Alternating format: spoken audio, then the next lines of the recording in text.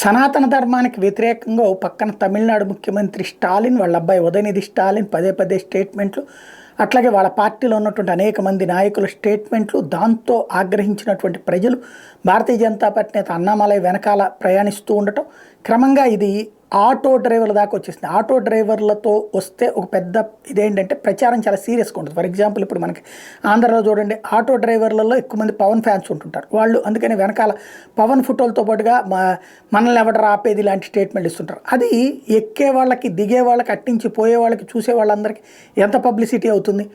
ఆ తరహాలో ఇప్పుడు తమిళనాడులో సనాతన ధర్మం గొప్పతనాన్ని గురించి కోట్లు పెట్టుకుంటూ, అంటే కొటేషన్స్ని పోస్ట్ చేసుకుంటూ ఆటోలు విపరీతంగా తిరుగుతున్నాయి. వాటిని కొన్ని చోట్ల ఆపి పోలీసులు అది తీసేయకపోతే కనుక తీవ్ర పరిణామాలు ఎదురుతాయి, అంటే కావాలంటే ఆటోను సీజ్ చేసేసుకోండి, ఈ కారణం రాసివ్వండి అని నిలదీస్తున్నటువంటి పరిస్థితి. అంటే క్రమంగా రివోల్ట్ పెరుగుతోంది.